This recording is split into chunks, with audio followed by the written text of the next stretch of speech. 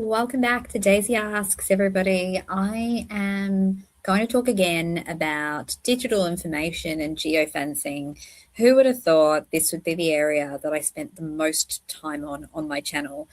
A channel that was developed by me, Amy G, a clinical psychologist, to talk about the psychology of the case, has become a channel about digital information.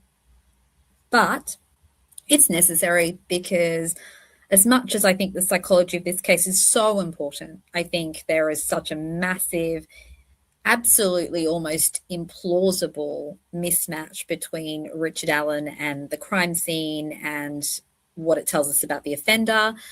That apparently is probably not going to win Rick his conviction being overturned. It may form part of that, and at that stage in the process, I hope about psychology and the crime scene and sadism will play its part. But there's some stuff that I believe is concrete, legally sound information that could have Rick's conviction overturned. Now, how that can be done, I understand it's not at appeal level probably, but it's still part of the appeal and it's still super, super important. Now, when I say concrete, legally sound, don't think that I don't believe that psychological science and the material that we've discussed about the crime scene and offender characteristics and the research on offenders isn't sound and concrete. It is, but unfortunately, we still live in a world where psychology isn't really given the same kudos as digital information. So we're going to put our resources here into digital information because no one can say if you have digital information, you just never know, whereas they can, even though I have shown goodness knows how many times that there is nobody in history who has Richard Allen's traits who has committed a crime like this. But I digress. Let's get back to digital information. So could there possibly be any more that I could say about digital information? Well, of course there can, because I always have more to say. Goodness, I will have more to say even from the grave, no doubt, because I always have thoughts and my brain just does not switch off. Much to the disappointment, I'm sure, of many people, including myself, because I can't get any peace. Anyway, today, we're going to talk about what I believe is evidence that is available somewhere that can support Rick's innocence and potentially support the fact that somebody else is in this data that could crack open this case. I think that's what I mean. Bear with me. I always record after a therapy day, and I apologize because I have these grand ideas at the beginning of the day or at lunchtime when I'm still feeling relatively energetic. And then I get to the end of the day and I'm like, I promised I was going to do this live stream and I don't want to cancel another one. And I won't have the opportunity to do this probably tomorrow because I'll have my kids and other things to do. So let's do it now. So apologies, guys. I say it every time, but if I mix up my words, if I butcher my descriptions of digital information, please forgive me. I will correct myself, but apologies. Okay, let's get into it. So the picture here on the screen that I used as the thumbnail for this video, many of you will recognize what that is. It is essentially one of the map pictures from the cast viz analysis. Now, I don't actually know where this was obtained from. I know that I obtained it from All Eyes on Delphi's GitHub Google Drive, as I do with lots of stuff because All Eyes site is amazing. But I don't know where specifically she got this from because I haven't seen it in an exhibit. So I don't know if anyone knows which exhibit it comes from, but I believe it is from the cast Fizz material by, I believe it's Detective Horan. Now, if we believe that that's what it is, which I do think it is basically 3 maps like the one here on the screen that show the very same kind of information, except the phones are 1, 2, and 3 at different times. So today we have talked about this minimally before. It's been tagged onto the geofencing and Rick's phone stuff, but today we're going to go into it a little bit more. And I'm not going to go too far into technical details today, but more around its relevance and why I think its suppression by the state is so meaningful, but also, because that's kind of obvious, I think all of us know that geofencing being suppressed is a big problem, but also why I believe this here is a red herring. Now, that sounds conspiratorial, it sounds dramatic. Of course, there are elements of this case that are, I believe, somewhat cover-uppy conspiratorial. I should have said the disclaimer, allegedly, of course. But I don't think everything is, as you know, and I hope that lends some credibility to me when I do point out something that I think is conspiratorial. Now, please don't remember all the things I said way back at the beginning when I first got interested in Delphi, because I was on the conspiracy train a little bit too heavily then. But I think everyone can see I've dialed it back. I've done thorough research. I've corrected myself when I'm wrong. And hopefully now you can see that when I point something out that I believe is conspiratorial or alludes to some sort of cover up, or at the very least a terrible bias towards Richard Allen, that it is based on now quite an extensive amount of research. Okay, let's get into it. Okay, so this is a document here, and it is available on All Eyes GitHub. If you go to the Google Drive section and search cast, this will be one of the documents that you see, and you can go through it and see the maps and some of the segments from motions where this was discussed. So great resource to get the data, not the data, I suppose, but the information about the cast. And this is all we have, unfortunately. And to be honest, I don't think the defense had much more than this. From what we can gather from the hearing on, I believe it was August 1st of 2024, Jennifer Roget refers to not having the full cast analysis. She talks about this here, the map of the crime scene area and the 3 unidentified phones that were not Richard Allen's or Libby German's phones. And I think they refer to like pages of spreadsheets that I think look like gobbledygook without any analysis attached to it. So yeah, have a read through and see for yourself, but I'm going to give you a little bit of a summary and why I think this is important. So as far as this document says, in November of 2019, the FBI cast unit conducted a geolocation analysis. The analyst was Kevin Horan, who I believe is a retired FBI cast specialist, and someone who I believe McClelland refers to as Sabrick. However, if my memory serves me correctly, Jennifer Roget does not know who Sabrick is. And that's not because Jennifer Roget hasn't done her due diligence, but because I believe in doing her due diligence, she wasn't able to find anything from Sabrick.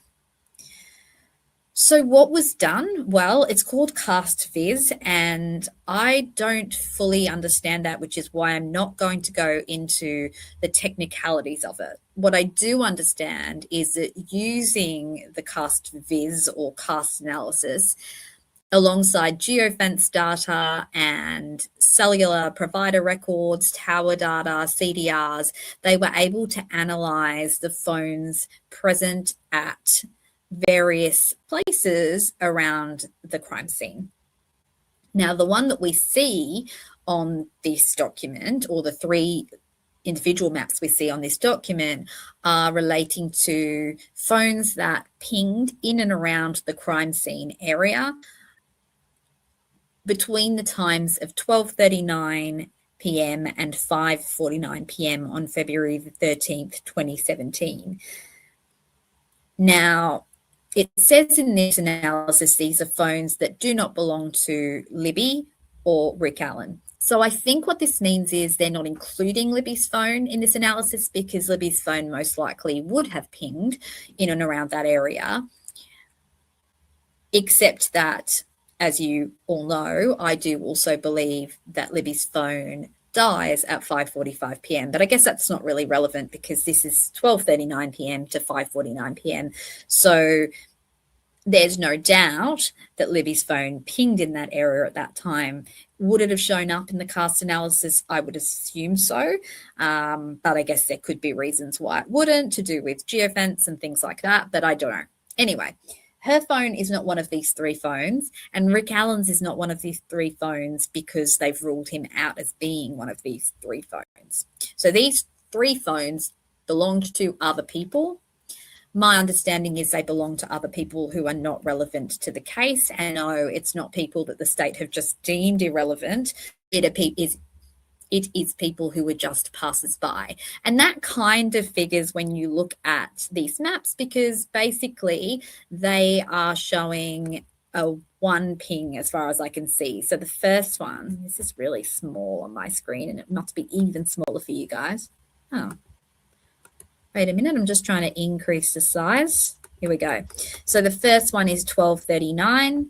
The second one is 3:02, and the third one is 3:27, and they ping in and around the crime scene. So they've got a accuracy radius of 100 yards. Now, if this is like the geofencing radius, that means it's a 67% accuracy. So what does that mean? There's a 67% chance that the phone was within 100 yards radius of that crime scene, which means that 100% accuracy would actually be wider than that.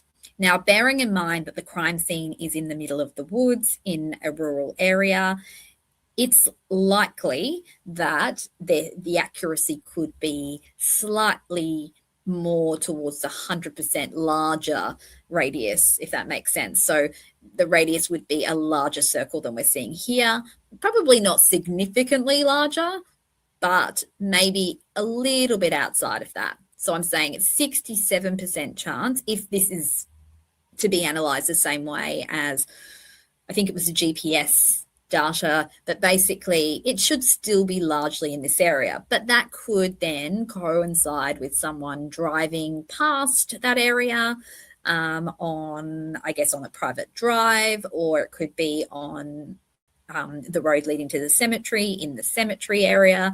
It doesn't necessarily mean that those people were within earshot of the crime scene.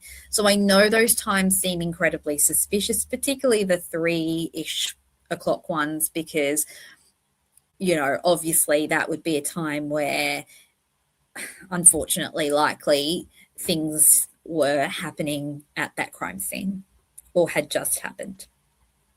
So my understanding is that these three phones do not belong to any of the people that we would all talk about as potential third-party culprits, but are more likely, given they're just one single ping, somebody passing by, because you would expect there to be a time frame of pings if it's somebody who's in the area for an extended period of time. Now, I could be wrong on that. That's just my interpretation. I don't know otherwise why they would say, you know, the particular timestamp rather than between this time and that time. I could be wrong. I've never done cast analysis. I've never looked at a geofence report in my life. So anyone who has is always welcome to tell me if that's incorrect. Okay, so interestingly, this here was disclosed to the defense. This was part of the documents they did receive. As I said, probably alongside some spreadsheets of device IDs and coordinates that probably wouldn't have been particularly readable to anybody, even the lawyers.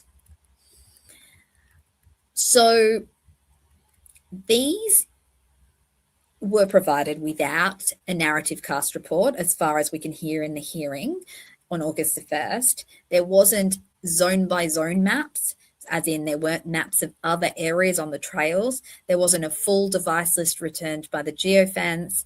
There was really just not any major clarity other than a few dot points that aren't super helpful. Hence, red herring. We'll get to it in a minute. Okay, so I think most of us would agree that if they were doing an analysis of phones in and around the area that day, they wouldn't limit it purely to the crime scene where the bodies were found, because essentially the crime scene could also extend then to the Monon High Bridge, because the Monon High Bridge is where the girls went missing. So that too was a crime scene. And nobody, I think, would think it was logical to only look at the place where the bodies were found and within 100 yards of that. I mean, it's like if I unfortunately got killed here right now as I sit in my office, and they just check CCTV for my office, but they don't look at the CCTV outside the building, right? It doesn't make sense. You would basically cast the net a lot wider. And when we look at the fact that the Monon High Bridge trails that day didn't have hundreds of people on them, there'd be no reason that they wouldn't have extended that geofence and cast area well beyond the crime scene.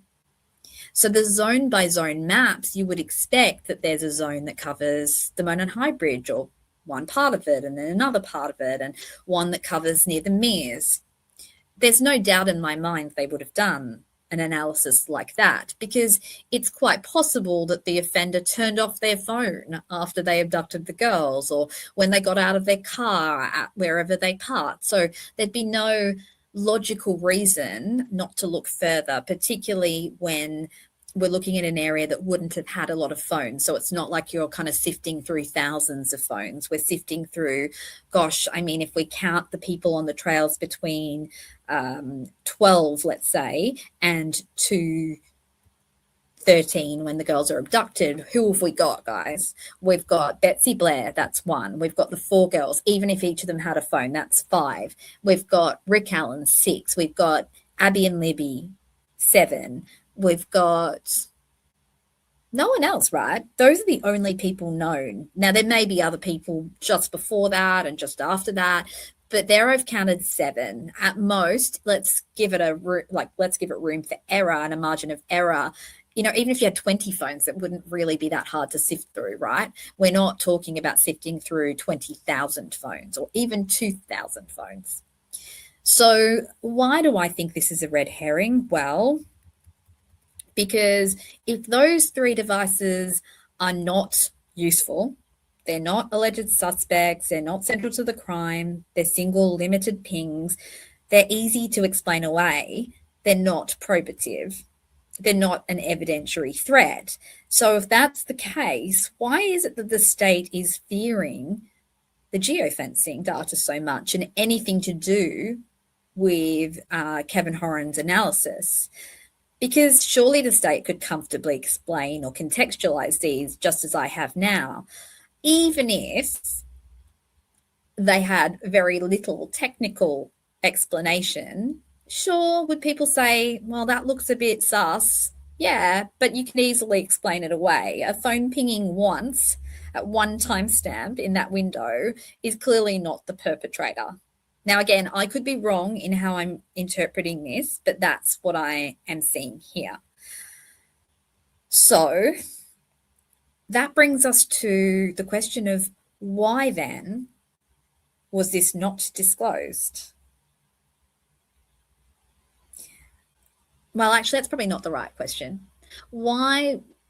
2 questions. Okay, guys, bear with me. 2 questions. 1, Why were they so keen to have geofencing data suppressed if it's just this? This is nothing significant. This isn't going to muddy the waters. In fact, no geofencing data in that area is going to muddy the waters because we don't have that many phones there. So unless there's a phone of someone suspicious that pings in and around this area, the Monon High Bridge and the crime scene during the crime window multiple times that they can't explain, it wouldn't really be an issue. Right. And nobody's going to be pinging multiple times in that area unless they are somewhat involved, either as a key witness or as the perpetrator. Unless we're to believe that someone's standing in the cemetery for the entire time that the crime window occurs, in which case, who is that person? And bring that person in and show that person is Joe Bloggs and he's got nothing to do with it. Who's in that geofence that they're so worried about people misinterpreting? It's not these three people, that's for sure. Now, when we read the August 1st hearing, we see Jennifer Roget saying that not everything was disclosed. So that's the second question. Why did they not disclose everything? They just gave this, because this here doesn't tell the defense anything useful. But it gives the illusion of being useful. Now, when the defense see this, just as when we all saw this, they think, oh, 3 phones pinged in the crime scene area. Who are they? Well, let's figure that out. Let's focus on those 3 phones. At least that's what I did, and I know that's what I've heard other people do, particularly in the early days. I remember people mentioning the 3 phones that pinged in the crime scene and going, oh, look at the timing. That could have been someone setting things up. That's definitely got to be related to the crime. And that's nobody's fault. It's not that we're silly. It's just that, like, that's what it sounds like, right? It sounds as though it's compelling information. And in some regards, it is compelling information for the defense because it shows Richard Allen is not pinging in the crime scene. That's a given. We know that Richard Allen's phone does not ping there. But what we don't know is, where does Richard Allen's phone ping? Because I'd like to guess that his phone does ping between 12 and 2 o'clock on the trails and leaving the trails before 2:13 p.m. And yet somehow that data's never been found or looked for. And in fact, instead, that's been explained away by Jerry Holman as it's not useful. He pinged at home in the evening. That's actually not a reliable conclusion that could have been come to from geofencing. I've explained that multiple times, and you guys can watch the old videos. Happy to explain it again. But essentially, if Richard Allen's phone only pinged out his home in the evening that day, the state would have used that as evidence that Rick Allen had his phone off all day on the day of the crime. And that would be suspicious. And if Rick Allen's phone pinged at the crime scene area, or not the crime scene area, the trails area, and then suspiciously went off, they would use that against him. And if Rick's phone only pinged at home all day, they would use that against him. But if Rick's phone pings on the trails that day and then pings as though it's leaving the trails, well, that would be incredibly inconvenient, wouldn't it? And the other thing that would be inconvenient about geofencing and cast analysis would be if somebody else's phone pings in that area, not necessarily at the crime scene, but at the Monon High Bridge, at one of the various entrances. If that phone pings and then switches off suddenly, if that phone pings and leaves during the crime window, perhaps it's passed on to somebody else. And you'll notice that on this map here, this radius does not extend to the Monon High Bridge. And if it doesn't extend to the Monon High Bridge, how do we know the perpetrator didn't get rid of his phone before going across the creek to the crime scene because he didn't want to be located? If you look at this, here's the Monon High Bridge here, guys, right? I don't know if you can see the pointer on the screen. Monon High Bridge is to the left of the circle. And so you can see here that this 100-yard radius doesn't cover very much. And as such, it's not going to show very much about other people's movements in and around the scene. It's only showing us about phone movements in or around the very limited crime scene endpoint. So my thoughts here, guys, are that Richard Allen's phone pings on the trails that day and he leaves the trails before the crime. And my thoughts are that would be captured in the full cast analysis. Secondarily, if my theory about the 151 Snapchat video and the notification that precedes it is correct, young bridge guy is on the first platform of the Monon High Bridge at 1:53 p.m. waiting for someone. Betsy Blair sees him before she turns around. And if he is waiting for someone, if he's waiting for Abby and Libby, and if he is indeed the person they're communicating with as they walk that final stretch up to the bridge, then he would have to have a phone that was on and that was connected to a network, because in order to send or receive a Snapchat message, you have to have a phone that is connecting to a network. I want to know if there is a phone pinging around the Monon High Bridge at 1:51 p.m. on February the 13th. I want to know if that phone can be matched back to Betsy Blair or Libby, or if it's a separate phone that pings in that area. Because if there are multiple phones pinging in the area of the Monon High Bridge at 1:51 that day that don't belong to Libby or Betsy Blair, then who do those phones or phone belong to? I believe, and this is all just speculation, that those phones or phone belong to other people who are meeting the girls, who may not be aware of what's about to happen, but who knew after the fact what happened. And those people may not be to blame, that they may be coerced into silence, or maybe some of those people are to blame and knew exactly what was happening. I still believe that the person who met Abby and Libby at the trails that day at the bridge could potentially be someone who didn't mean for this to happen. And in that case, it wouldn't be their fault. And they could come forward hopefully without any major consequences, even though they may have held that information to themselves for many years. It would be understandable if they were young, if they were coerced.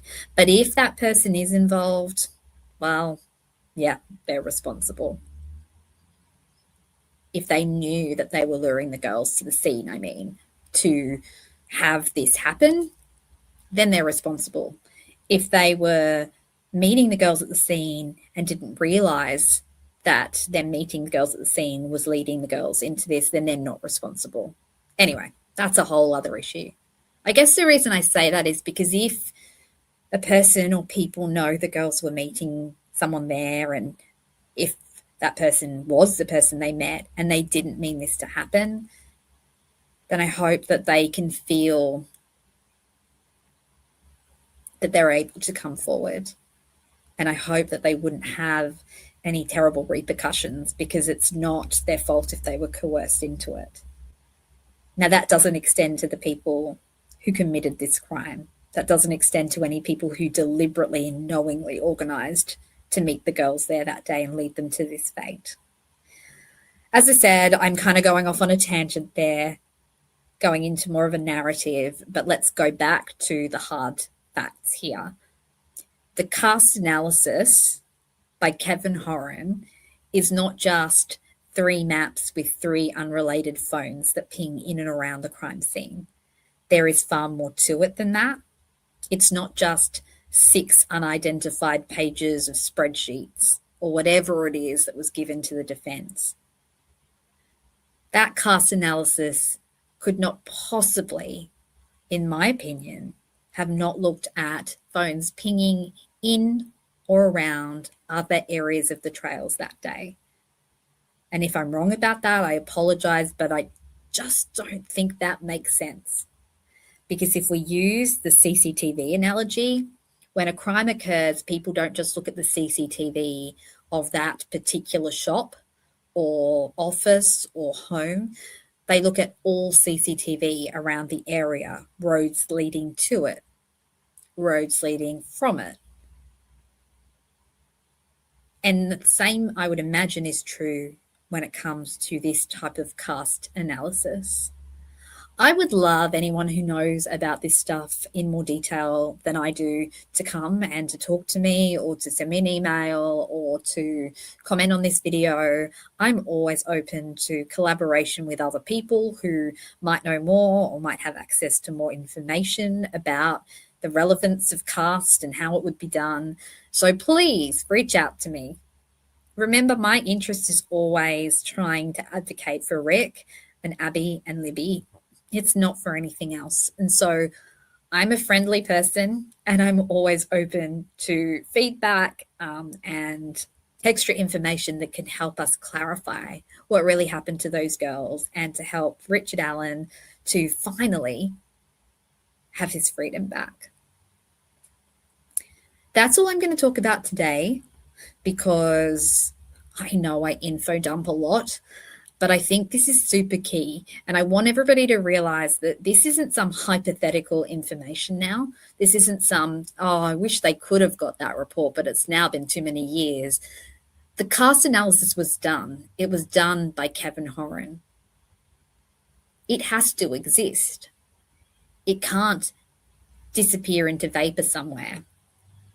And if it doesn't exist anymore, and if this is all there is left of it, then I think the state has a lot of explaining to do. As always, I welcome your opinion and your thoughts, and I hope that this has been helpful. I will join the chat. I pre-recorded this, but I will join the chat after playing this and we'll talk it through. I'll see you soon.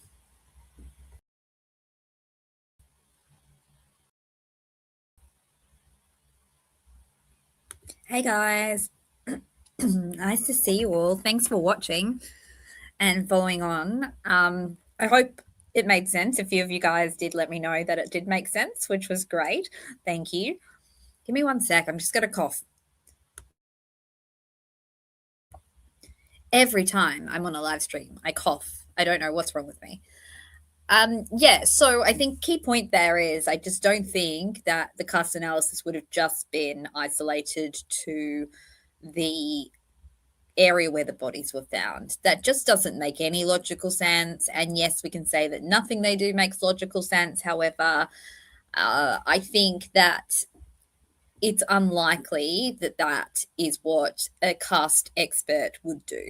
So where is the rest of the cast analysis? I think that even if the defense were provided with it, they were provided with it in spreadsheet form, a little bit like the geofence info, where it is really hard to interpret because basically they're missing the interpretation of it. A little bit like looking at the knowledge C data that we've looked at over and over again, that it takes hours and hours to interpret it, and it takes hours, weeks, technical knowledge, things like that. So without the interpretation and analysis, it would be somewhat useless, but it could be even more useless than that because it may be that the device identifiers are not even there. So I just think that there's a lot more that needs to be looked at when it comes to geofencing and cast, and I'm pretty convinced that there is more.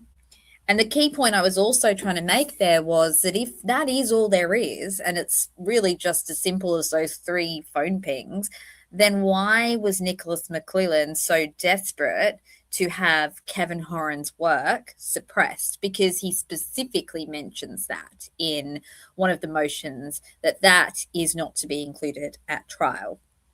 Actually, let's pull it up. And let's back up what I'm saying with documents. Give me one sec.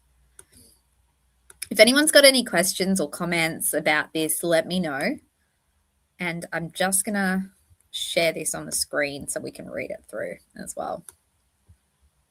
Thanks, everybody, for coming. Hey, Erin, lovely to see you. And I know I've said your name wrong again. You've told me how to say it, and I'm still making a mistake. So sorry about that. Here we go. Okay. Oh, would help if I put it on the screen. Here we go. Okay, so you see here, it says any reference to geofencing or any testimony from Kevin Horan about geofencing or findings from any geofence search that is not relevant or is for the purposes of confusing issues or has potential to mislead the jury in violation of Rule 401.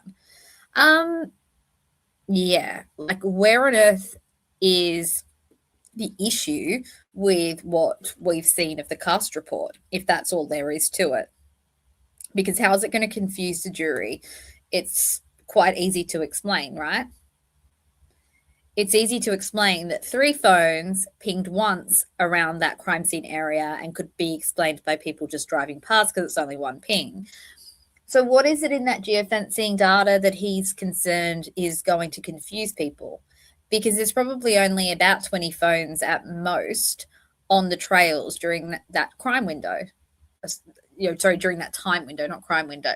Like, there's not a lot of phones there. I'm not too sure how it would be confusing, because are you really going to believe that law enforcement didn't map out the witnesses and rule them out based on that data? Like, what's the point of doing this cast analysis if you're not even going to look at the Monon High Bridge where the girls went missing, or people around the area?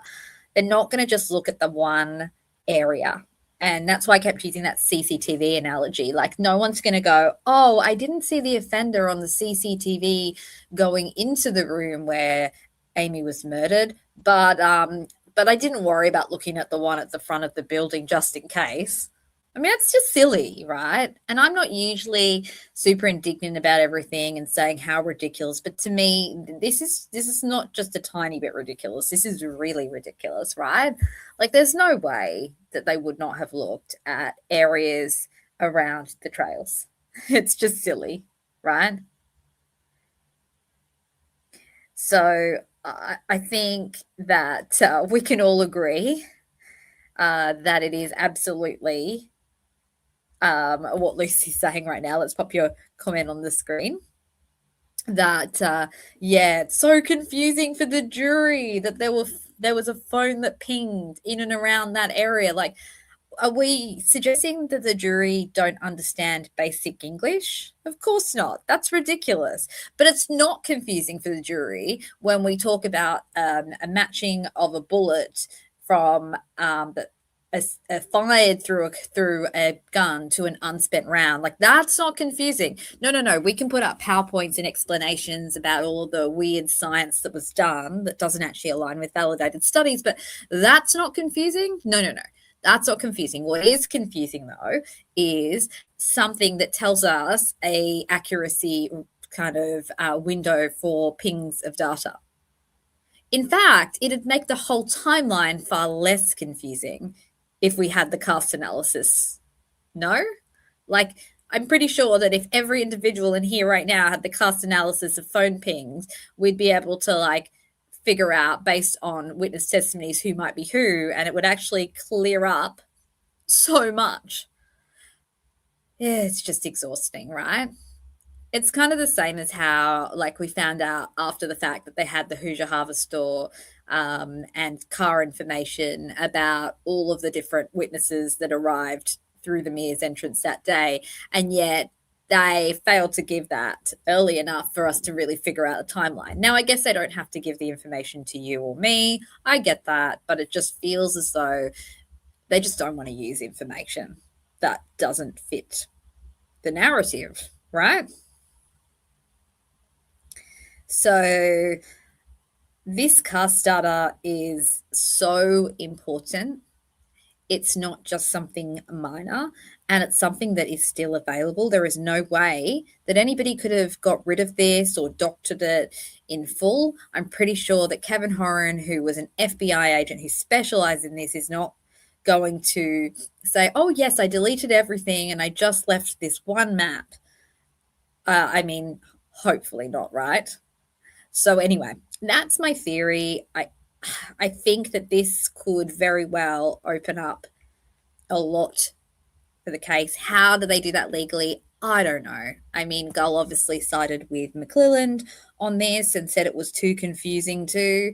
I don't think that's a fair decision. I don't know whether that's something that will be given a lot of weight in the appeal. I don't really know. I don't understand the legal process.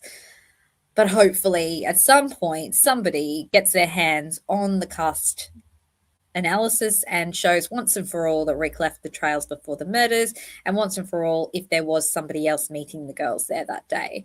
Because whoever was meeting the girls there that day most likely would have been the person corresponding with them at 1:51 p.m. because nobody else has ever come forward to indicate that they received a video snap from Libby and Abby at 1:51.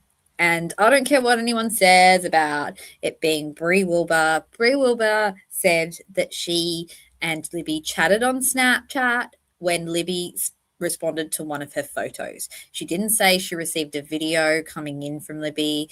She also indicated that they had left the trails or left the bridge just 10 minutes earlier when she spoke to Libby on Snapchat. And if you go through the Knowledge C data, you can see clear indicators of when that conversation likely happened, and that was while Libby was still in the car. And I'm pretty sure even Bree says that, perhaps. I'll have to look at that again, but I'm pretty sure that that's when Bree indicates she was talking to Libby while Libby was on the way to the trails, not when she was walking down the 501, just minutes away from reaching the bridge where a young guy was stood on platform 1 looking as though he was waiting for someone. The timing's just too coincidental.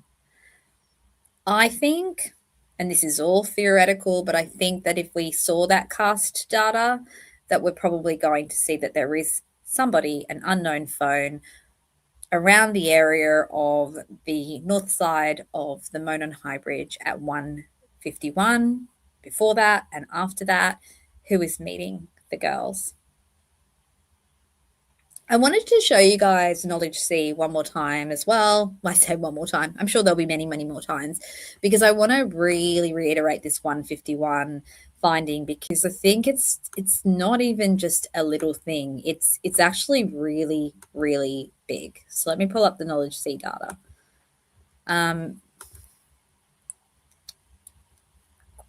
Give me 1 second. Got to get down to 1:51.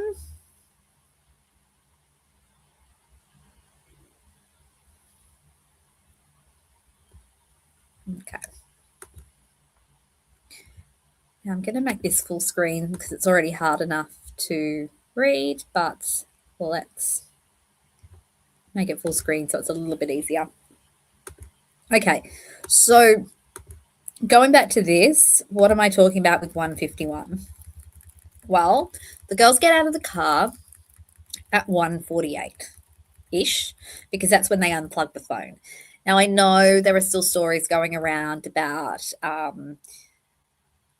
the fact that the GPS coordinates disappear and that maybe Kelsey didn't drop them there. I have to reiterate one more time that GPS coordinates only show on Knowledge C when the camera app is employed or an app that utilizes GPS is employed. And it appears as though when the girls are on the second half of their journey or the last part of their journey, that they're not using the camera. And as such, there is no GPS coordinates until 1:51. That's not unusual. It's just to do with what they're actually doing on the phone. In fact, it's only like a few minutes actually, isn't it? Because the location coordinates, look, we've got 1:42, 1:43, 1:43, 1:44, and then there's none for 4 minutes. So the last few minutes of the drive is the only time there's no GPS coordinates. It's not really that suspicious. That's just because they're not actually using an app that requires GPS coordinates during that time. But here's the 151 event, which is so important, guys. Okay, so after Libby and Abby get dropped off at the Mears, I still believe that is exactly what happened. They got dropped off at the Mears entrance. They get out of the car and they walk up towards the trail split. And when they walk up towards the trail split, they turn left onto the 501. And the Apple Health data matches those movements very well. It doesn't indicate that there is any deception there in the story of Kelsey German. So just want to say that, guys. I do not believe that Kelsey German is lying. She was a 17-year-old girl and she dropped her sister at the trails that day. If there's anything about Kelsey that she may not have completely told, it's nothing because of her wanting something bad to happen to her sister or to Abby. It's potentially memory glitches. Maybe it's not fully knowing, what actually the girls were doing at the trails that day and maybe feeling worried about what they were intending to do and not knowing. I don't know. But essentially, I don't believe that Kelsey German is actually not dropping the girls at the Mears entrance and lying. I don't agree with that analysis because the GPS coordinates are consistent. There is a 4-minute gap, not because the phone disappears or the coordinates disappear, but because Libby doesn't use any app that requires GPS coordinates. GPS coordinates are not just logged every few minutes or consistently to map where a phone goes. They occur in relation to something that is being done on the phone. In this case, most of the time, the camera app. I say that quite firmly because I think it's so unfair and misinterpretation of the data to be used against a 17-year-old girl who was grieving her sister. And everyone's welcome to their own opinions around what they think is going on with family and other people in this case, but I don't think we should ever come to conclusions based on data that hasn't been interpreted correctly. Okay, so get off my soapbox now. Let's go back to this. So at 151, we see the Snapchat event. So what happens is the screen comes on and Snapchat comes into the foreground before the phone is unlocked. That's suggestive of a notification coming in. Movement stops and then starts again as well at that point. Now that's indicative of a phone maybe being pulled out of the pocket or a change in cadence and movement. Not so much so that they've completely stopped still for a significant amount of time, but enough that they've basically stopped to interact with the phone, right? So that is what happens. And then we see these location timestamp coordinates, one there and another one a tiny bit later. Now, what that's suggestive of is a video snap. It's not just one coordinate, it's a start and an end. It's still brief because Snapchat videos were only, I believe, 15 seconds back in the day. The coordinates are the same, identical at the start and end, suggesting they've stopped, done a little snap video of themselves, and then they've switched the screen back off in terms of locking the phone, and then they've continued on their way. So how do I interpret that? I interpret that as a message coming in, a notification from Snapchat coming in, and the girls responding to that. Now, given the time, the location, and the fact that nobody has ever talked about that, my suggestion has always been that the girls received a notification potentially from someone who was waiting for them, and then they responded to that notification with a video snap. The timing just is so coincidental otherwise, because Betsy Blair, just a couple of minutes ahead of them, sees someone waiting as though he's waiting for someone. And to me, that rings kind of true. It's like 2 minutes before Betsy Bless sees that guy, he might have sent a message to the girls going, "Are you nearly here?" And they say, "Yeah, here we are, we're on the way." And he can see them walking on the 501 in their video. So he's looking up for them. I don't know. That is speculation, but it's possible, right? I think it's super possible. Um, Erin, I have watched Stacey's interview. I have, and I've also looked at Stacey's testimony, and I know this is what gets me some flack, but I don't agree with the headphones theory. And I do think that there's very clear evidence that the phone dies at 5:45.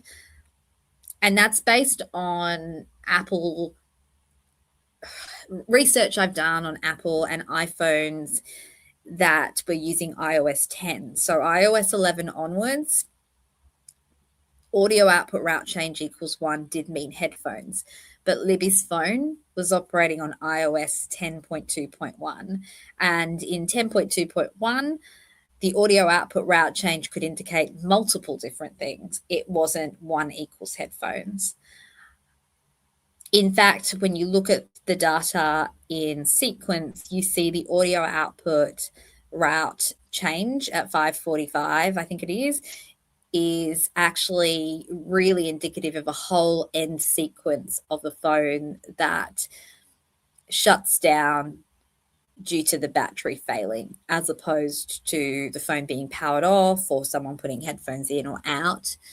I have explained that in full in a past video, and I've literally tested this theory out multiple times. I've tried to get someone to clarify and validate it who has Apple knowledge. Unfortunately, that's pretty hard to do. Most people don't want to kind of go on the record outside of their work and talk about this stuff. But I've put it through every AI platform through a lens of scrutiny, saying, I know this is a stupid theory, don't you think? Because, otherwise AI just agrees with you. I've deliberately made it seem like it's ridiculous what I'm saying about the phone, and it still comes back with AI saying that's very likely, based on the whole sequence of events, on the Knowledge C spreadsheet, based on what we know of lithium-ion batteries, based on what we know of iOS 10.2.1, based on what we know of the girls as well, and all the contextual factors. And one of the things Stacey did say in the interview with Bob is that she wasn't given a lot of context. She was given the data without a lot of the contextual information that, of course, we have because we've been following the case. So it's not that I'm saying I know more about technical information than her across the board, because I don't. But I think when you add the contextual information, it makes a difference. And I know someone the other day said, well, it's the equivalent of like somebody coming and speaking to me and saying, well, I'm not a psychologist, but I think that Bobby Brown's diagnosis is this. And it's like, well, I would actually consider that if that person was Bobby Brown's best friend and had known him for 10 years, and I've just done an assessment of him over the course of an hour or read his medical files, because the context is important. Data without context can be really difficult to interpret. The phone data, to me, it indicates there are no screen on and off events after 5:45. Now, if we also tie in the NELOS, the timing advance data for Libby's phone, it indicates the exact same thing. The phone does not ping after 5:44, and then it pings again at 4:33 once and never again. And I've explained the 4:33 pings, and I know people say it sounds like a magical phone that comes back to life.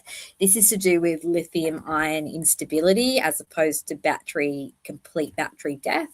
And we even actually had someone join one day, one of our lives, and indicate that they had experienced their phone battery failing due to cold, and then the phone attempting to come back on once the phone warmed up again. So it's not magic. It's not some crazy theory. I know it sounds it. When I first was looking at it, I'm like, really? That doesn't sound like right. But then when you look into more information about iPhone batteries, it's a lot clearer. And lithium ions and battery kind of go hand in hand. Um, yeah, Erin, I mean, like that could be your opinion, I guess, as well about it. I don't think so. I try to base all of my opinions on research and data, and that's where I usually go. So I know I hold unpopular opinions. I know that. I know a lot of people um have gone down a lot of roads that I have gone down and looked at. They just don't hold true to me. That's all. So I try to look at every different option here. So I don't know if maybe that's to do with like stuff that I said about Kelsey. Perhaps I just personally, based on psychological research as well as the phone data, don't believe that Kelsey German is a suspicious individual. Now, I know a lot of people do, and everybody's entitled to their own opinion, but it's not just because of ethical reasons. It's just that I actually don't see her as being someone suspicious in this case. But I also understand if people do and they want to explore that, as you know, as long as they do it ethically and kindly, there's nothing wrong with exploring whatever needs to be explored. Yeah. Okay, back to my 151. Yeah, Chris says you think she's sus. Yeah, and look, and at the end of the day, like I don't disrespect anybody's opinions at all about this. I totally understand that we can all have our own different ideas about it, and plenty of people who I get on really well with and really respect have very different theories to me about this case. In fact, I haven't met one person who has the same theory as me in this case, and that's totally okay, because it's such a complicated case, right? Lacey says everyone is sus till they're not. Yeah, well, yeah, absolutely, and I think that's fair. I think everybody needs to be put to scrutiny, and I think that's definitely. I mean, that's certainly my own process behind the scenes in the months that I've been looking at this case has been to explore all options. So yeah, for sure. Like I definitely have never ruled anyone out without having some basis for my opinion. Does that mean my opinion is 100% right and I couldn't be proven wrong? No, of course not. Okay, so the 151 thing though, there's one more thing I want to mention and then I'll finish up because it's getting close to my bedtime now and I'm still at work. So I need to go home and see the puppies and get everyone asleep. My boys will be asleep, but my puppies will not be.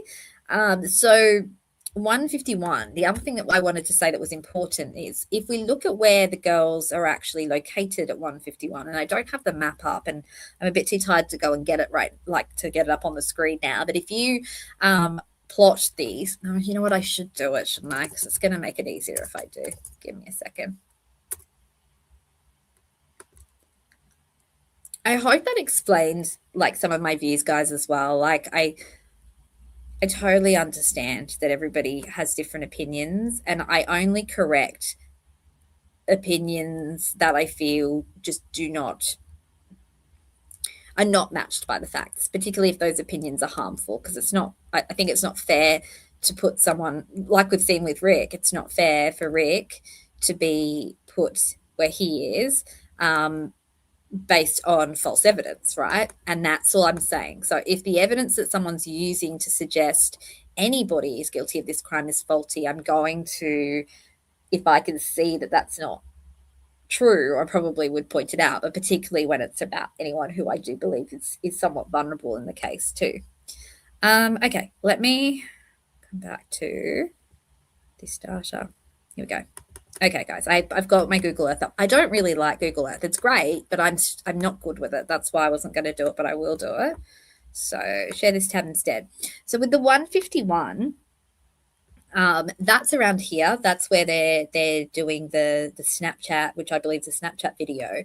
Now, the time it would take to get from there to where we see the next Snapchat picture at 2:05. Let's have a look at that. There's something I was going to say about this, but I'm probably going to forget now.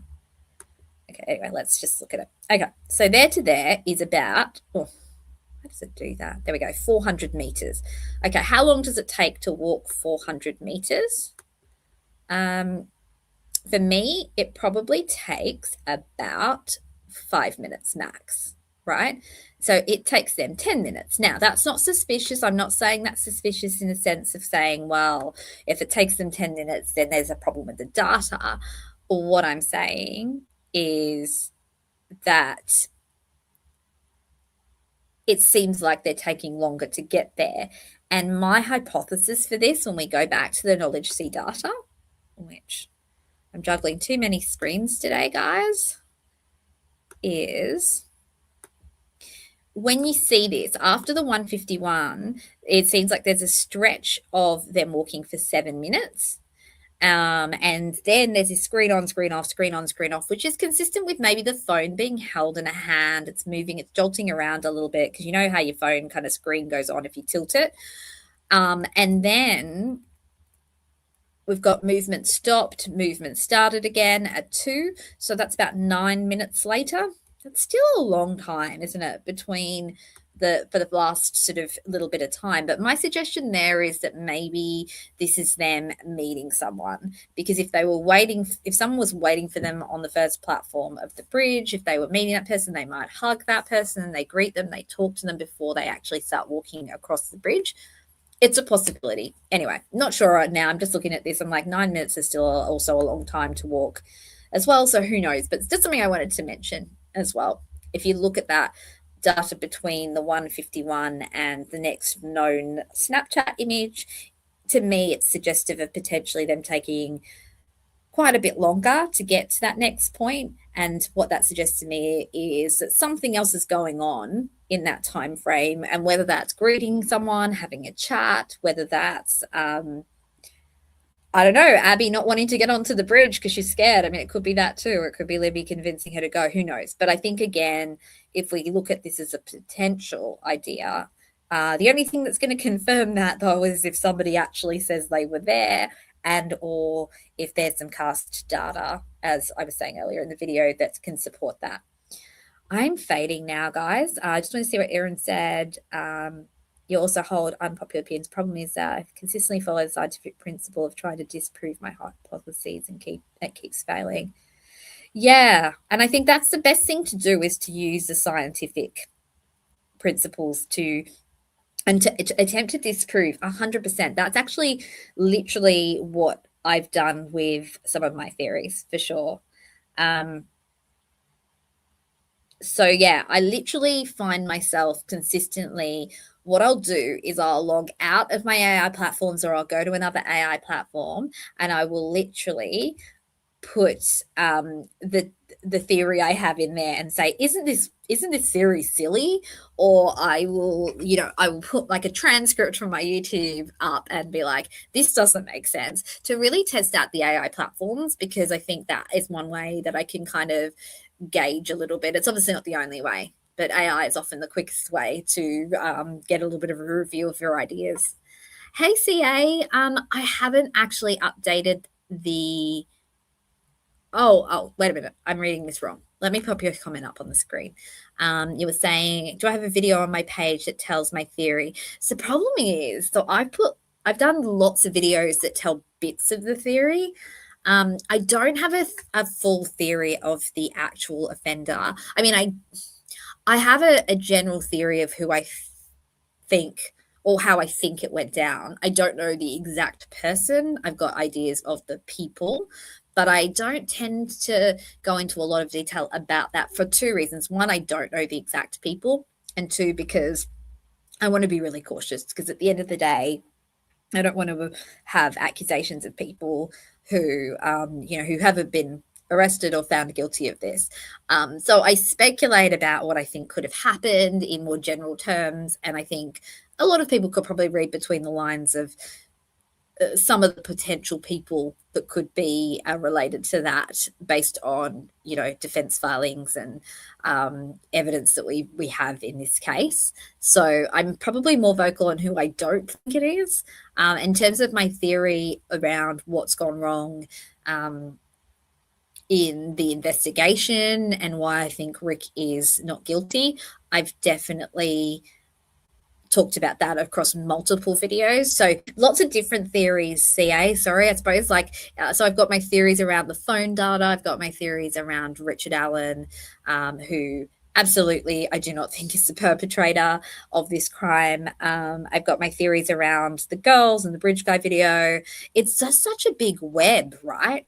And I'm like, I literally, someone said one day, it'd be like, I'd need to have like a whole wall with, you know, where you have those different post-it notes with like strings going across it. That's kind of how it is. And I'd love to like draw that matrix one day, but my ADHD brain won't do that. And unless I can get AI to do it, I probably won't ever do it. But yeah, I do have a theory for sure. I do have a theory, and that has remained pretty stable over, I would say, at least 9 months, if not more, about what I think happened. I don't know the exact people or the exact sequence. And obviously I don't know anything for sure, right? Oh, that was you, Christopher. That's right. I remembered it was someone in the chat.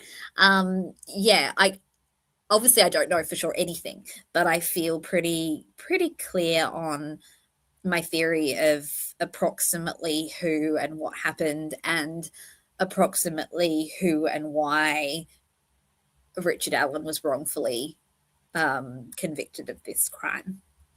But I do have to always be super cautious, and I didn't put my disclaimer up on the screen. It will be it's in the description of the video. It's in the description of all my videos, or not description, it's on all my videos, that I'm very cautious not to accuse anybody who has not been found guilty of a crime. But we can speculate a bit, that's for sure. I think that there's a potential, though, that there are some people involved in it who didn't mean for it to go this far.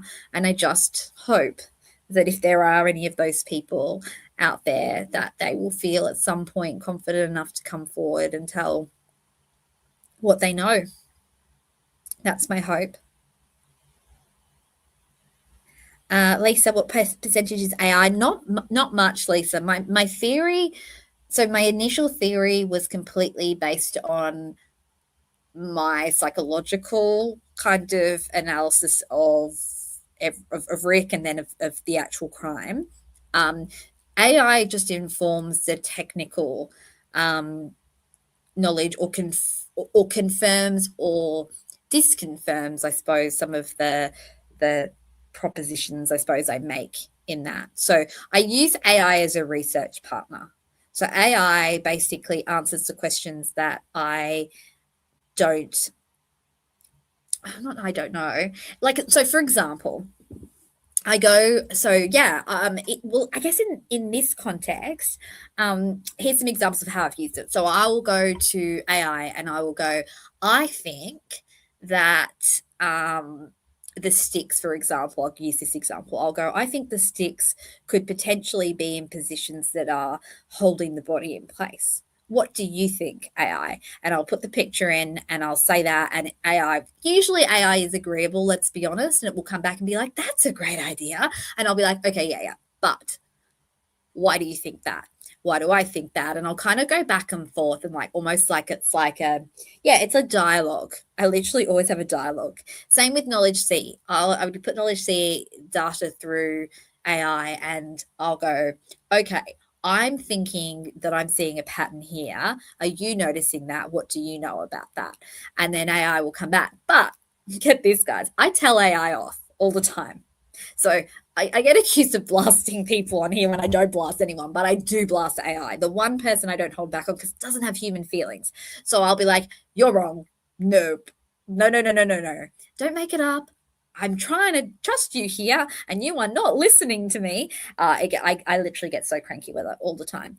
But yeah, with Knowledge C, it helped me, but I will never just, in the early days, I will say I sometimes relied on AI, and I would be like, okay, well, AI says there's research for that idea that I had, so it must be right. And then I'd later find that the research wasn't quite what AI was saying. So you've got to be super careful, and you've got to check multiple times. You've got to sometimes go to the original sources. You've got to check across platforms.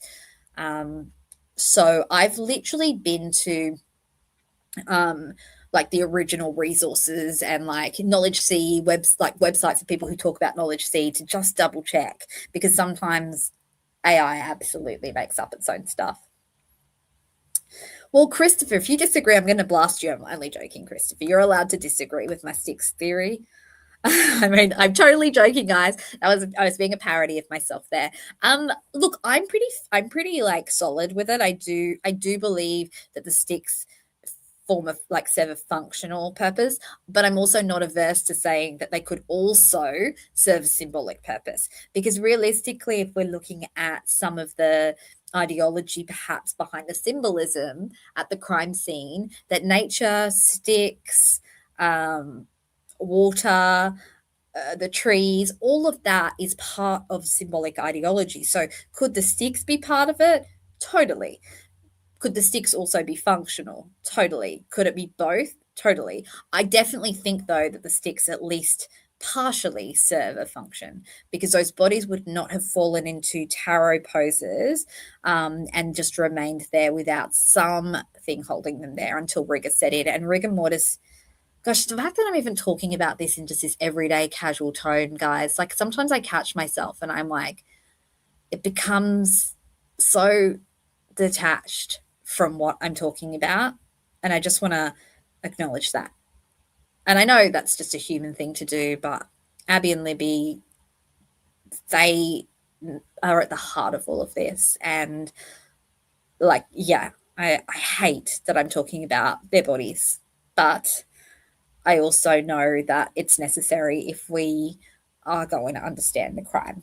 And so realistically, rigor mortis doesn't set in for 1 to 2 hours at best. And so for the bodies to be in those positions, they would have had to have been held in those positions for 1 to 2 hours by something or someone. And it's unlikely that the perpetrator sat beside the bodies for that long. You can't move a body once it's in rigor either.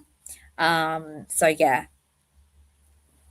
Chris, like Turco, yeah, absolutely. So it could be both. I think that's another option too. I know people talk about the sticks in the blood pool. I'm with you. If they indeed look like an asterisk, it's hard to know because there's so many different representations as well. I've seen sketches of the bodies that are inaccurate with the sticks, and I think that's nobody's fault. It's just that people were in court trying to copy off the crime scene photos.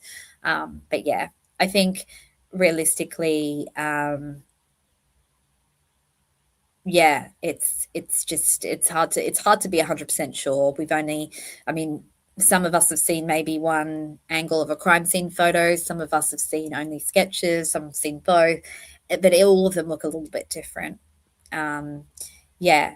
So yeah, I mean, Erin's saying precariously balanced. Yeah, so it could be like say the big sticks have more of a functional purpose, and then the smaller sticks for more of a symbolic purpose. Who knows? And that might be why I suppose it's hard to get an accurate read on whether they're runes or what else might be going on. So I've tended to fall in the camp of I still think this is an organized sadistic offender. But I think that there's a lot of hybrids in this. Like I don't think that this is an offender that didn't know the victims in any way, which it can be the case with an organized sadistic offender. They can often just pick someone at random. I think there was some level of reactivity in this. The girls were chosen for a reason, and I think there is a level of vengeance in it. But I think it's also an organized sadistic killer, and I think that it could be pseudo ritual too. That whoever was doing this also liked to bring in their own ideology, and maybe then also that's their way of rationalizing and excusing what they're doing as well, if they can call it a ritual. I don't think it's purely ritual. I think that's probably the main thing. I don't think it's purely ritual. Yeah, I get you, Chris. I'm with you too. And that's actually like when I looked at the stick placement in terms of the biomechanics model, that was the point at which I was like, wait a minute, but the stick formation on the blood pool, and of course, yeah, when we look at the asterisk shape of it and other factors that relate back to asterisks, yeah, I'm with you. I definitely wouldn't completely disconfirm that either. Lucy's good. Lucy, you're making great points here. I'm with you. Yeah, absolutely. So Lucy's just talking about like basically the tradition's been just made into their own kind of version of it, and I agree.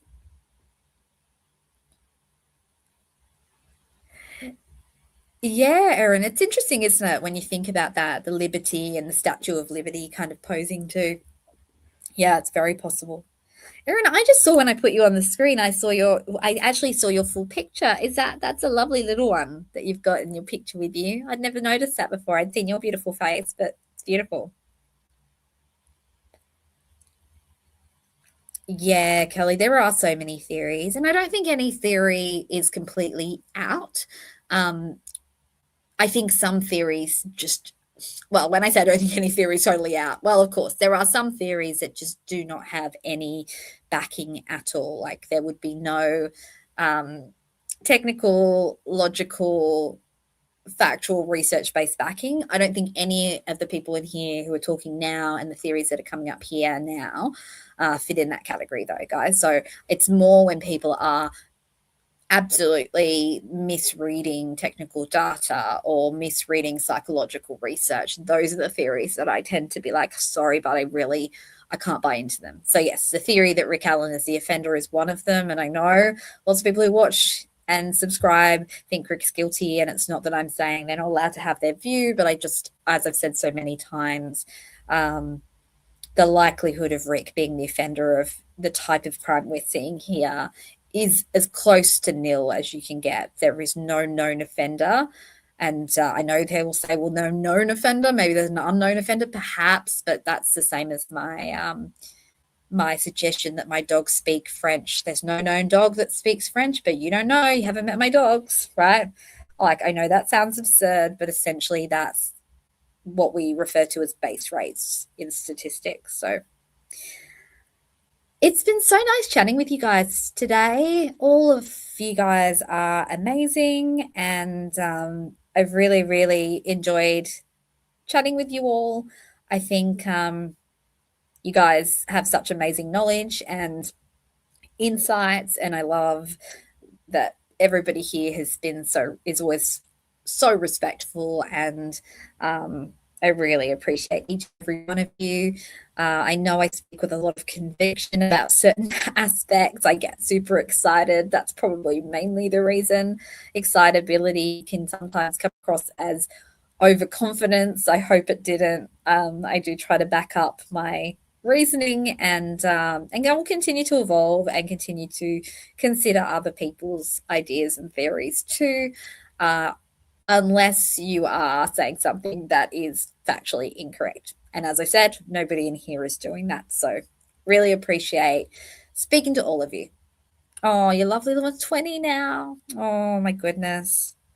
Gosh, the time flies, Erin. I know there'll be a day very soon where I'll be looking at my kids and they'll be adults. They've grown up so quickly. Beautiful though. She looks gorgeous from what I can see in the photo. Have a wonderful day, guys, because I know you guys are all going into your day. It's 10 o'clock here, so I'm going to pack up and go home to the pups and get some sleep. I'm back on holidays again. So lucky because it is summer holidays here. So I worked for 2 days because I work in private practice. So you kind of have to work some days. And now I'm going to have another 2 weeks off to relax. And then we're supposed to go to the beach for most of next week, but the forecast is terrible. We went from like 44-degree heat on Saturday to 17 degrees and rain, and now that's predicted for the next week. So please, guys, send the good weather my way for my beach holiday. I really will be sad if I get to the beach and there is no sunshine.